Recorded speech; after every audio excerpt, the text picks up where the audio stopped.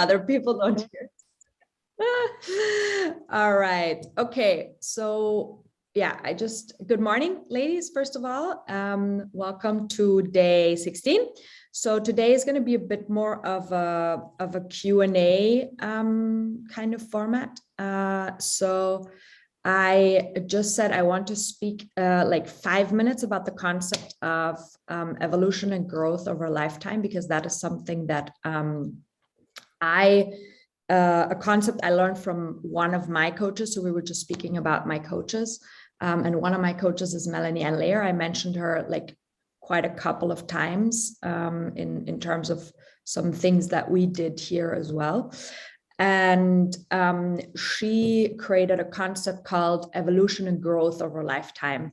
And the concept was created out of the concept of setting an intention for the year. And I think that intention was she set for 2020, if I'm not mistaken.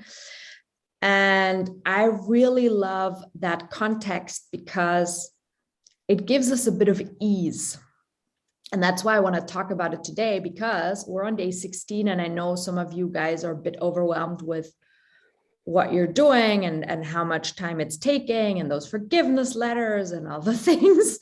And it gives us a bit of ease of mind, because the point is we always have this idea of being perfect and this idea of, oh, I need to do it this way and I need to write all of my forgiveness letters. And what if I forget one? And what if I don't complete it? And how should I forgive? And how should I write it? And all the things.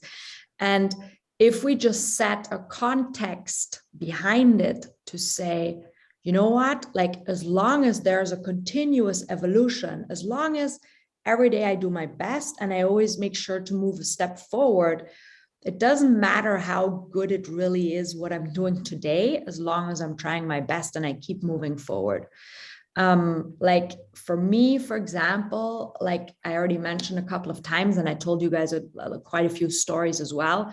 For me, I accidentally set the intention last year to grow in my leadership. That was something I said, okay, I really want to grow in my leadership. I didn't put it as like a New Year's intention or something, but I said, okay, if I want to lead other women, and if I want to, create this movement worldwide of creating horse-assisted coaches worldwide and having people join me in my work with the horses, then I need to like really become a really powerful leader.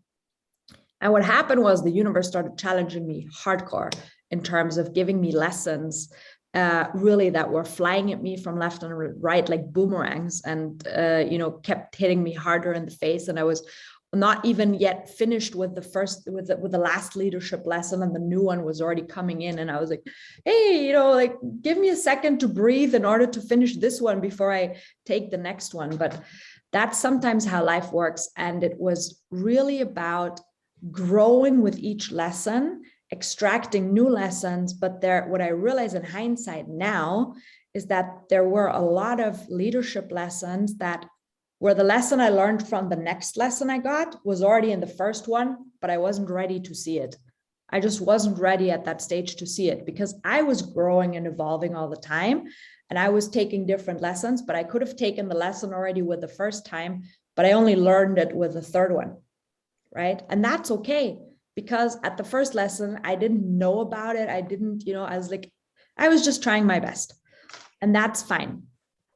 That was absolutely fine, because as long as you strongly believe, okay, I'm just going to grow, I'm going to go with the flow, and I keep investing in myself, and I keep, taking time for myself and working on my energy and becoming a better, like the best version of myself, and that this process never stops.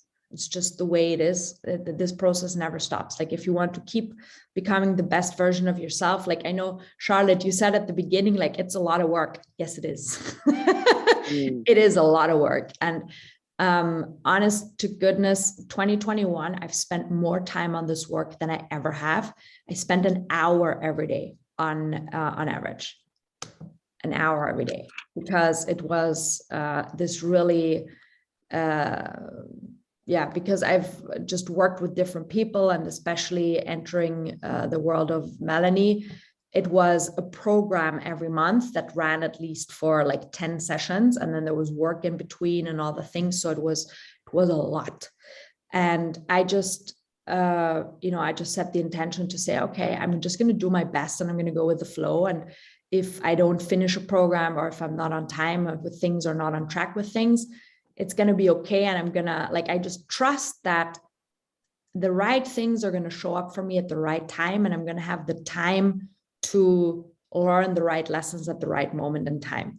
So there was one program that I didn't finish last year with Melanie, and you can guess which one it was. Even though you don't know her program, but the context of it, because I was just speaking about the topic. The leadership one. Mm-hmm. Right? Because I was like, I'm overwhelmed. Like, this is too much for me. It's too much leadership. I already learned it was in November. And I was like, this is too much leadership for me. Like, I've been learning too much about leadership. At the moment, I have no more capacity to take more in at the moment.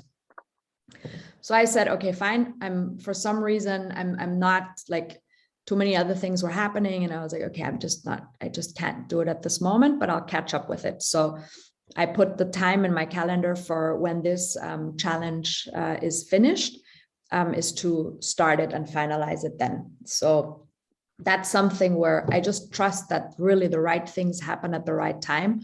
And if the lessons are too big in order for you to incorporate them right now, then a better time will come in order to incorporate them. And don't worry, the universe will keep sending you things until you learn your lesson. It's very simple.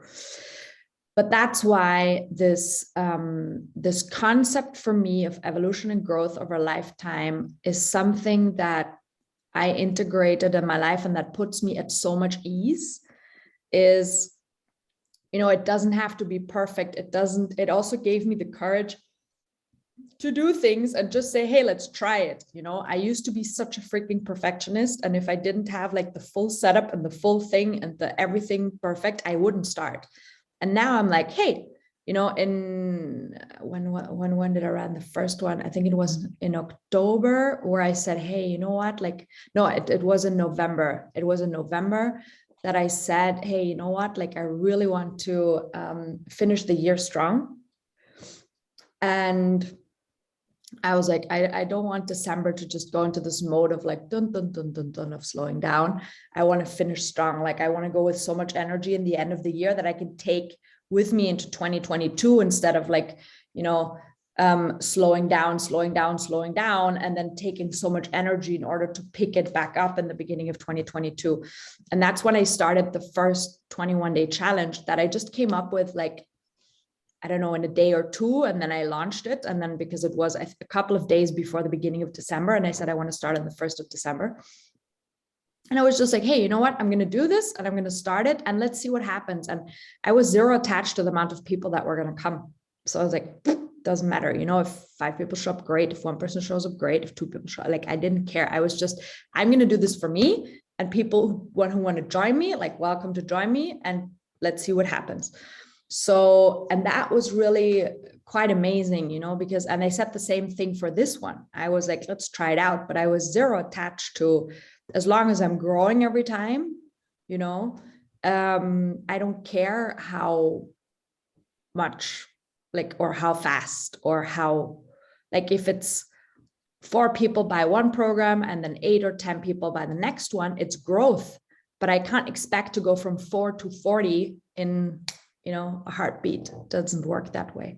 So that's where I've just, we become so impatient. And that's where I just say, okay, it doesn't matter, as long as I grow from it. I mean, even if nobody signs up, then I still learn something in the process. And I'm still committed to showing up every day. Like, I know one person that was in network marketing. And when they started with network marketing, they do these like presentations and things. And they did a presentation in an event.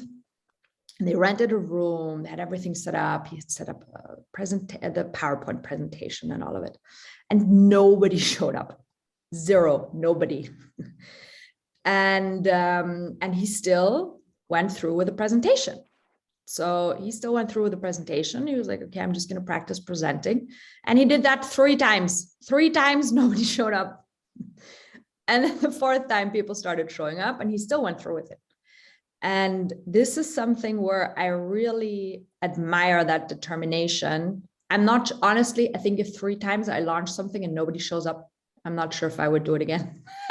But, or if I would even do it the 3rd time, I think after the 2nd time, I would say, maybe not.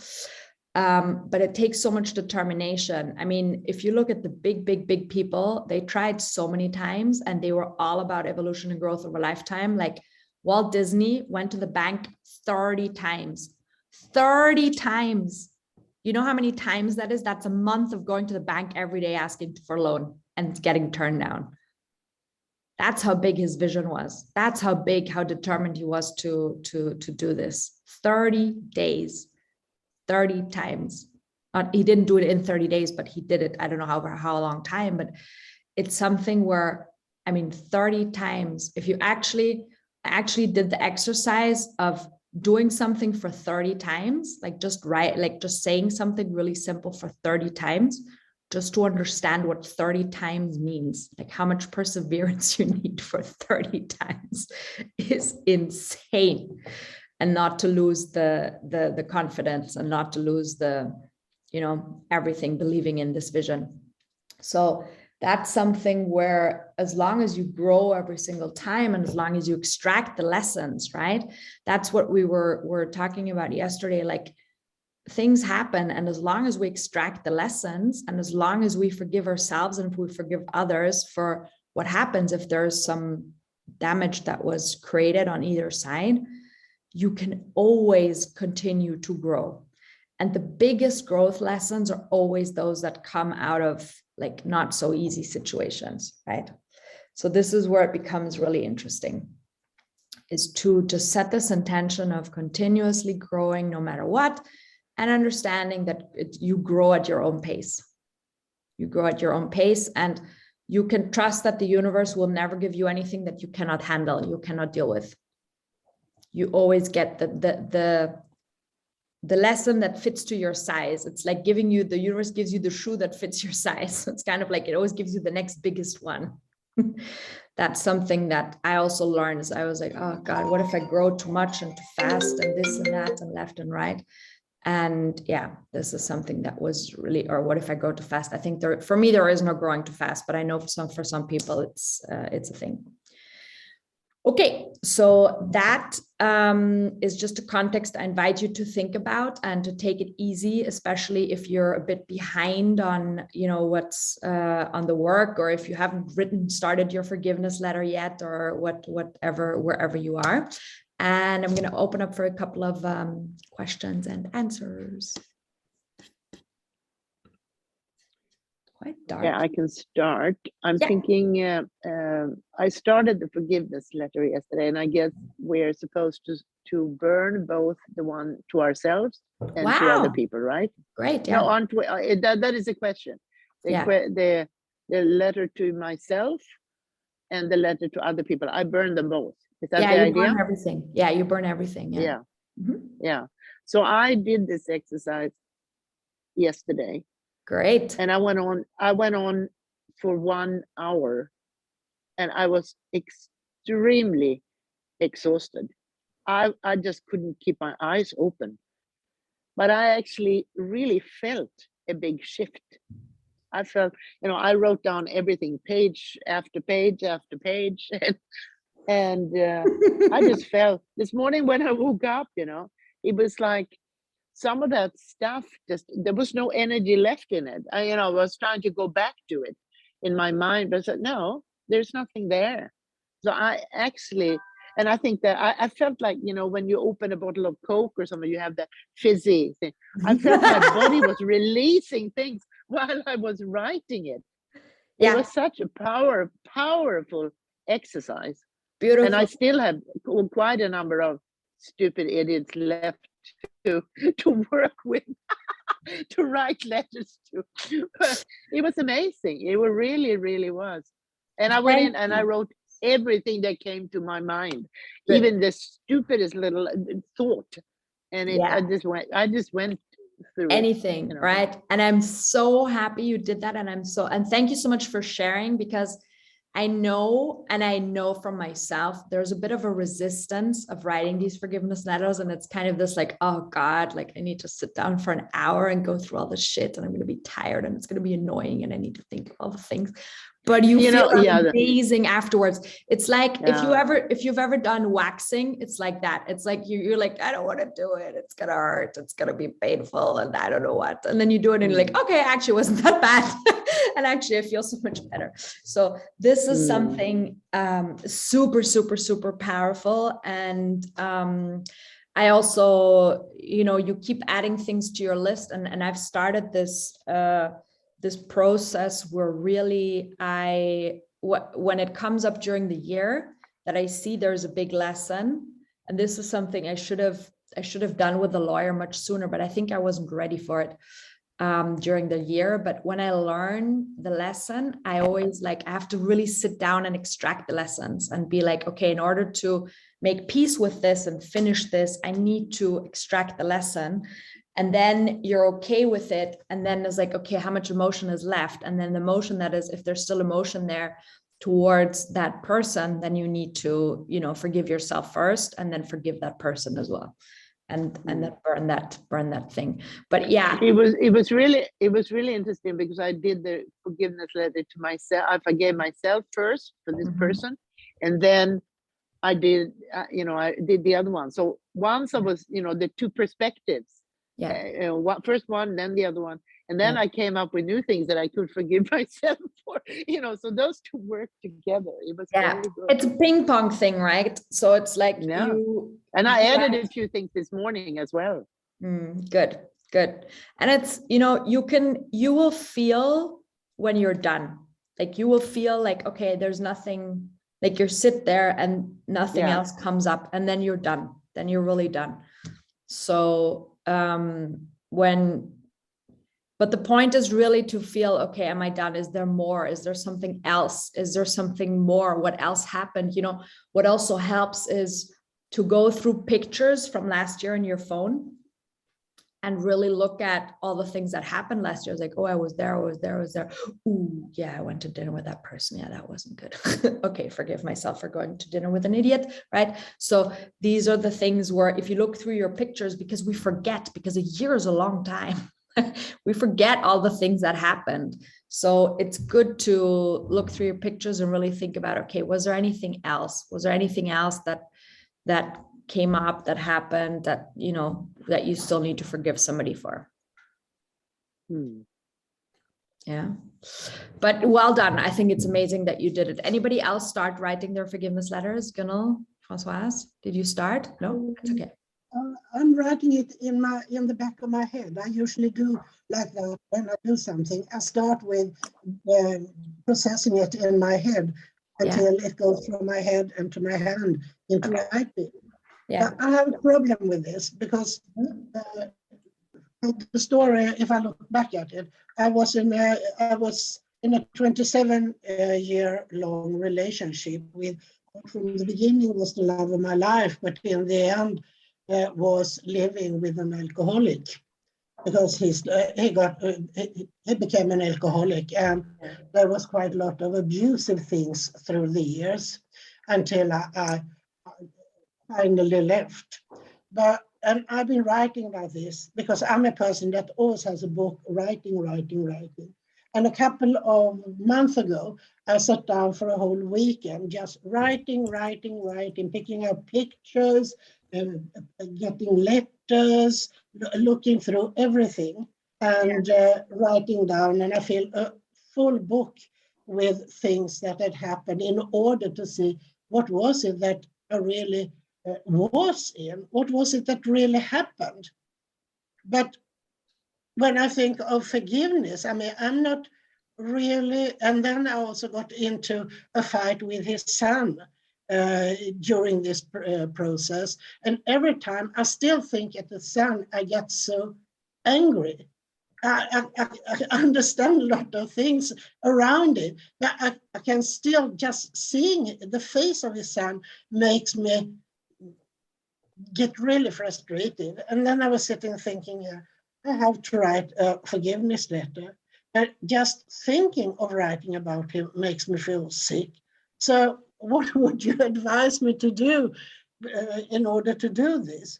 And as I've been writing so much about my former husband, he died 1.5 years ago. So yeah, that's what happened. And I need to write something, but I've written so much already, but I haven't written it in the form of I forgive you. Yeah. It's more like this happened, and this and this and this, and a lot of the tension around it has disappeared. But I also realized that in order, if I ever want to meet some new person, I have to let go of things, because I know today that every time I meet someone or talk to someone, I look after, oh, how are their alcoholic consumption? Oh, no, he's probably drinking too much. Bye-bye. So, Right. so I have to find a way to let go in order to open up for new things. So the beautiful thing is you already extracted all the lessons, right? So you already wrote a book of lessons from that entire thing, which is really good. So you did the first step, is already done. And now the only thing you need to do to complete the process is to forgive yourself. And what's happening is your brain is going, yeah, but I've been holding on for this for too long. Like, am I really going to give that up now? Right? So what you need to do is just really like sit down with a piece of paper and a pen, nothing else, and a coffee, and start writing whichever one comes up first. Like if the sentence start with I forgive myself for, and you start with forgiving yourself, or if it helps, you write that son a letter first. What I would try is I would have 2 pieces of paper if I'm stuck, and I would start the first one with the first thing you just said. I forgive myself for still holding so much anger against my ex-husband's son, right? And you write his name. And then you start writing the forgiveness letter to that guy. And I said, I forgive you for, and the last thing that comes up in your mind of what he did. Okay. And then you go back and you write, I forgive myself for whatever else. So you can do it in parallel. And then you'll see that one of both is going to start flowing a bit easier. And that's the one you write. And then when things come up during, you can keep on, doing a bit in parallel. It's going really with following the feeling. But what's happening right now is because you said, I'm already starting in my head. The problem is your head is not a good place to store stuff, because that's when we hold on to it. And then it's like, if you start just putting a few things, then you realize like, oh, this feels good. Like once it's on paper, it's out of my brain. And I no longer even have to think of like, oh, I shouldn't forget to put this one on my forgiveness letter. And I shouldn't forget to put this one on my forgiveness letter, right? So it's just a matter of starting. And even if, like, for example, for me, I have a list on my phone. I prefer to do this in handwriting because it's much more powerful, and it's also hard to burn your phone. So that doesn't really help. Or even because I don't like then to print out things and then burn that. It's not the same feeling. But what I do is, for example, when I'm driving or when I'm with the horses and I have a situation that pops up in my mind, like a memory or something, and I'm like, I shouldn't forget to put this on my forgiveness letter. And then I put it in my notes, I just put it in my notes and then I don't forget it. And then later when I sit down again for my forgiveness stuff, then I have it and I know it's like, yeah, this was, and this was, and this was. So that's the way you just really need to sit down and be dedicated to start. You just need to shift the switch in your brain to say, I'm just going to start and give it a go and let's see what comes out. And forgiving yourself if it's not perfect, if not all the things make place there, that's also okay. And I know it's hard to let go of the anger. Like I think we had this conversation with Heather a couple of days ago that she said, I have so much anger, I can't forgive. And you can forgive yourself for that. It's a good starting point, is to write a forgiveness letter to yourself and say, I forgive myself for having so much anger that I actually cannot forgive this person at this moment in time. It's just not possible for me. It's a good starting point, because then you start the process of releasing it. Otherwise, you're still stuck on your anger, and then you're angry about being angry, and you're upset with yourself for being angry. And that's a whole different, then you're stuck. That's why you're stuck. When you're angry about being angry, that's when you're stuck. And that's why these exercises are so important, is just releasing the first one is releasing the entanglement about being angry or being upset about being angry, or being sad about being sad, these things. That's where the problem comes. It's not the emotion itself, is there. We can hold that. Problem is when we get entangled in all the other things about being upset, that's when we go down the spiral. Okay. Does that help? Sorry. There is nothing around it, because I think it's a very thin line between forgiving and understanding why they did it. It's very easy to sort of, when you're sitting there forgiving them, your mind starts going like, yeah, but of course he was in that situation, the way he acted, it probably was okay in the way his mind worked, and so on. And suddenly you're not forgiving them, you're understanding them instead. Well, it's part of the process. It's what the brain does, is we try to understand things, right? Like we want to understand, and we think it makes it easier for us to forgive them. But it helps if through the forgiveness process, you also start understanding, because you start seeing the other perspective. That's a really good thing. It's not a bad thing. And it doesn't mean that you start understanding and stop forgiving. It just means you start understanding. So don't give that any, just say, oh, I understand it better. And if I can understand it better, it will make it easier for me to forgive. But it's two separate things. Understanding and forgiving is two separate things. Just because I understand something doesn't mean I can forgive it. Right? No, that's right. And some things we don't understand, like, people murdering people. Sometimes we just don't understand what happened and how this can happen. Like you will never understand why somebody could murder another person. We will never, ever understand that, but we can forgive that. Right. And sometimes when we think about it, we understand what's going on, and then it's easier to forgive. But it's like, for example, with the lawyer lady, I understand she's an alcoholic. So I understand that some of the things were not going right. And so it was easier for me to forgive because I understood that. Right. Yeah. Okay. So, yeah. Okay. This is this is very interesting. This whole conversation with forgiveness. It is your mind goes, shit, I'm not going to be able to forgive that stupid idiot. Then you shift your mind and think, it's really, oh my God, who else do I have I can forgive? It feels so good. Yeah, it's true. It's when you start, you're like, oh, I can't forget. That is something I cannot forgive. Like this, no, I want to hold on to this, right? And then you start and you're like, okay, actually feels much better. And then you're like, oh, you start like, oh, who else? Like, let's see, who else can I, forgive for stuff? It's really good, and it's really powerful, and it's yeah. And then when it comes to the burning, Charlotte, that's when the party really starts, because then you're like, you really see all of this thing like getting into air, and that's when it becomes really powerful. You're like, wow, you feel another shift in your body. And by the way, it was very good that you pointed that out. It can actually cause a reaction in your body. So it can be that you're really tired. It can even be that I've had people developing a small fever from this. So like really where the body releases a lot of things. Yeah, I was totally exhausted. And then, I was writing so intensely, and then I had to go and look at Facebook, or, I had to scroll through. My mind was I was just blank. And then I gave it another go, but I was totally out of it.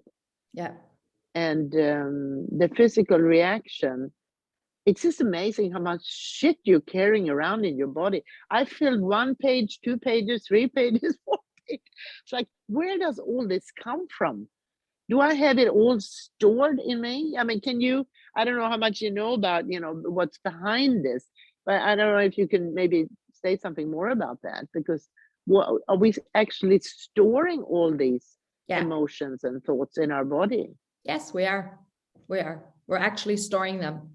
And it's not a good thing. That's why this is so powerful. And that's why your body is having a reaction, because your body is going like, oh, finally, I don't need to carry this around anymore. It was an extra 100 kilos of things, right? So It's a great diet to look yeah, good. it's you an know? amazing diet. It's a really, really powerful tool. I'm not sure, there is no place that you can say it's stored in per se, but it's just, you carry it around in your subconscious and you carry it around all the time, and it comes up with so many things. And especially when we can make that shift from I'm not forgiving that and I'm never ever going to forgive that, to okay, let's give this a go and see how far I get. Already that perception shift is already huge. Because for some things it's just really hard, like sexual abuse, like the really big topics, those are the things where it really becomes very hard to forgive. And that's where it becomes difficult to go through these things. But it's super powerful, and you carry so much garbage with you over time. And if you don't take the time to forgive, you carry it around for so much longer, and it's not worth it. It's just old things. And the older it is, the easier it is to let go. Fresher things are harder to let go of. Yeah. Any other questions? Very, very interesting. Yeah. So what's the homework from today? Is to continue on this forgiveness journey? Yeah, like I said, the homework. So yesterday I said there's not going to be any homework for today because of just like continuing this or starting it. Like I really want you to have, because as you say, it's quite a process. It takes a bit of time, but it's also energetically, well, first draining and then refreshing. Like you'll notice probably if you continue this today, you'll wake up tomorrow like a new person. And tomorrow, by the way, is full moon. 17th of January. Okay. Very good, very good. Any other questions to anything else, like forgiveness letters, setting intentions, anything else? Yeah. Yeah. I have a question, practical, of course. Yes. So, okay, I'm trying to zoom out from all these days of learning, and I understood that there are some practice and some homework. Some homework is a one-time homework, like for example, this forgiveness letter. Okay, we're releasing. Some other homework about getting rid of 2021, opening 2022. Okay, this is one-time thing. Now I'd like to understand what is the minimum foundation that we have to do in a daily basis for us to have an impact in this energy, positive energy and manifestation and visualization regarding what we set up for 2022. I hope I'm clear enough. Are you asking me how much time to invest every day? Is that what you're asking? No, I'm asking the what. The what? So what you should do every day? Exactly. What's the minimum that we should do every day in order to build a practice? Like, okay, I want to lose weight. I'm going to do every day, this time, this thing.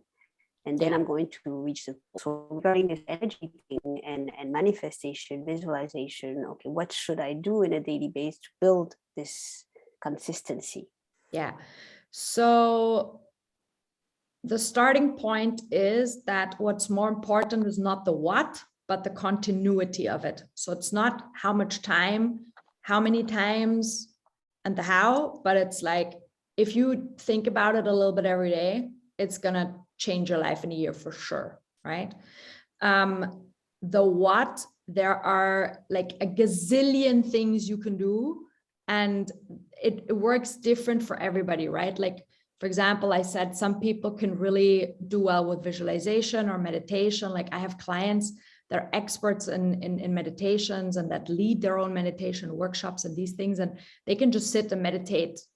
I can't do that. Like I go, my brain can't. I just can't. I can sit and meditate and listen to a guided meditation, but if there's just silence and music and me with my thoughts, nothing happens. Like I can't go there. And so the question is really, what can you do every day in order to make yourself feel good?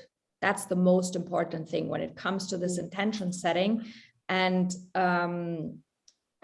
making this a reality is, what can you do every single day or even every second day? What can you do from time to time in order to make yourself feel good so that you become an energetic match for what your intention is? That's the most important part. Like, for example, if your intention is abundance, then every day you should do something to increase your energy around abundance. And it's both things at the same time, doing things that make you feel good and looking at detangling from old things. Like, I'll give you an example in terms of what shifted for me a lot last year in terms of energy around selling my horses. I completely shifted my energy around selling the horses, and I already told you the stories and the things, but one of the things was that I realized that I had an energy of lack in buying horses, which is a weird thing because when you're buying, usually you're in abundance energy, right? Like you invest in something, you buy something new, it's expansive, it's good. And what I realized was that I was not buying out of joy and excitement, I was buying out of lack. So because there was a horse I set my eye on, and I was like, oh yeah, that's going to be a great addition to my breeding program. And from all the rational boxes were ticked, you know, it's a good combination with my stallion, blah, blah, blah, blah, blah. And then she became available and my trainer called me and said, we're now selling this horse. And I was like, oh, great, goody, goody, goody, goody, right? Like I was like excited but excited out of a wrong place, because I was not excited about the horse. I was excited about the potential of what the outcome would be. But when I went there, it was a really weird feeling, because then I went back to look at her and like to see different things and check, like do the close-up check basically of really looking into things. And I also started researching a bit more her background. And then I realized like, wow, this is interesting, because I thought I really wanted this horse, but actually I just wanted her out of this opportunity is never going to come again, and I better buy her now because I'm never going to get the same opportunity like this again. The reality is that every single year I have that moment twice. So every single year I've got two horses where I'm like, oh my God, like if I had that much money, like I would immediately buy this, like, wow, amazing. I have to have it. And thank God I didn't have the money on my bank account back then, because otherwise I would have done really stupid things. So I wasn't buying out of an excitement for the horse, but I wanted to buy this horse out of a fear of not having a better offer at another point in time. And that is the wrong energy. And that was super interesting when I went through that process to realize like, wow, this is, I'm doing this backwards. This is the wrong way around. And that is why I'm saying it is important to, when you want to shift your energy and when you want to complete your intentions, is that on the one hand, you work on yourself to detangle from all of the beliefs, negative emotions, like taking the lessons that come along in the way, and at the same time, like setting a positive intention and keep being positive and making it fun and exciting. So it's a balance of both, right? Is looking for when the lessons come and setting and really looking at every area in your life. Like if your intention is abundance, you need to look at all areas of your life. Where am I not abundant? Like, for example, I don't know. I realized yesterday, for example, it's a funny thing, speaking of abundance, there's one thing I learned from my dad, and that is that I always look for the cheapest gas station. And I'm a bit obsessed with it. So I always go like until there's like 20 kilometers left in my tank. And I'm like, okay, now I really need to like get gas. And then I drive past one, I was like, nope, too expensive. So I'd rather risk running out of gas than like getting a couple of liters just to make sure I get home, right? It's idiotic, completely idiotic. And that's the thing where it's so ingrained in my head of like, yeah, we don't put gas in on the highway gas stations because they're always much more expensive than the ones you have in the village. So, and yesterday I was like, this is ridiculous. Like, just freaking go and tank a couple of liters there and then go to the one that's around the corner of your house tomorrow and fill the gas tank completely, right? So this is where it's the little things where you're like, aha, interesting. So there's no abundance in this little equation. And who did I learn it from? Well, dad taught me this. Okay, fine, right?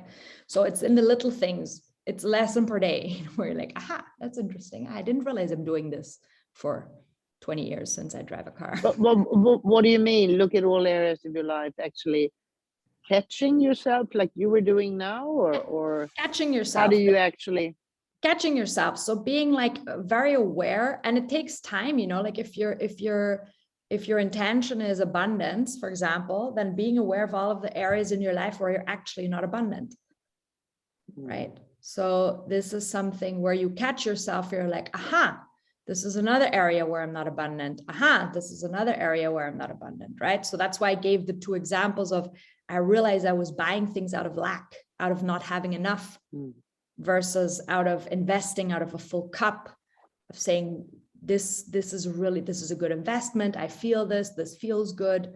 Yeah, and the gas station thing is also like lack. It's what, a couple of euros difference. Instead risking not coming home. That's ridiculous. It's just stupid.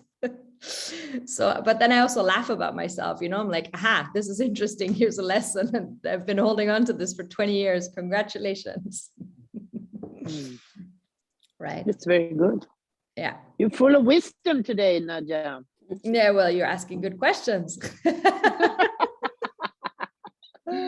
intentions. Yeah. All right, Françoise, does that help? You. Yeah. Yeah. Thank you very much. It's a really good focus. question, but it's, unfortunately, there is no right and wrong answer. It's just, you need to keep looking at both sides of it and keep looking at what comes up. If you set that intention, the universe has a wonderful way of presenting you with lessons. And you just trust that the right things go up and keep having the intention. Oh, and the third thing, keep tickling the energy of like, when your intention is so big of where you're like, ooh, wouldn't this be amazing? Like, keep tickling the big one of going like, ooh, this would be great. And finding moments of gratitude and desire. Okay, any other questions to anything? This thing you said about Melanie's program about over the line growth, and what did you say? Evolution Growing. and growth over a lifetime. But what, in a nutshell, does it mean? What's her key message that you have picked up also with that? Well, it's not her, it wasn't one of her, this wasn't coming from one of her programs. This was, this is a context or a concept she speaks about a lot of times. And in a nutshell, it really is about setting the intention of, no matter what happens, I'm always going to continue to evolve and grow. Right? So positive things happen, negative things happen, doesn't matter what happens. My context of it and the way I see it and the way I process things is I'm always growing no matter what. Evolution and growth over a lifetime.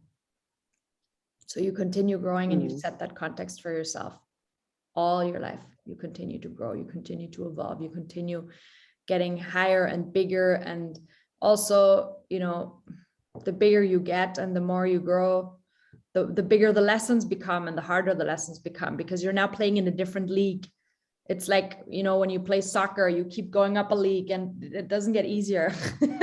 You just get better and you start playing in a different league. That's what happens. Okay, thank you. Yeah. Good. Any other questions? Nope. Okay. Great. Then enjoy your forgiveness letters, like really enjoy them. I know it's not easy, but really enjoy doing them. Then you can feel like Charlotte afterwards of releasing what feels like 100 kilos. it's extremely powerful. It's such a beautiful process. And when you burn them, it's when the fun really begins. Because then you really have a shift in your body. And it's like, I'm letting go of all of this. This is amazing. So I think I lose 5 kilos in this process. yeah, Getting rid of all these people and all the shit. I actually think you're holding on to stuff that also makes you fat. You know, yes, I for think sure. a lot of this has, it goes together. It does. And there actually, I see now like a lot of weight coaches or like fitness or, fitness coaches, they're really shifting into talking more about like, it's 90% how you feel with your body and what excess things you're hanging on to. And also there are even things where in terms of where you're gaining weight, it also has something to do with the emotions of what you're protecting as well. So if you can Google that. I'm not 100% sure which emotions are like associated with which parts of your body, but there are certain emotional attachments to certain areas of your body where you gain weight the easiest. So it's a protection mechanism as well. But it's if you release a lot of things and if you forgive yourself for a lot of things, you will notice that it's a part of releasing and forgiving things. The other part is loving yourself and loving your body. That's when it really changes. So this is an interesting concept. And I see a lot more of those fitness and health and weight coaches that are really helping people to become the best version of themselves, but not only in terms of weight, but really in terms of like how they feel about themselves, how they feel about their body, loving themselves, self-worth, all the things. So that's a really important one. Relationship with yourself comes first and then the body follows. Good, right. Good, thank you. Good, you're welcome. All right, ladies, I wish you a fabulous day and I will see you back tomorrow. Thank you, Ciao. Nadia. Goodbye, Bye. ladies. Thank you. Bye-bye. Bye. Bye. Bye.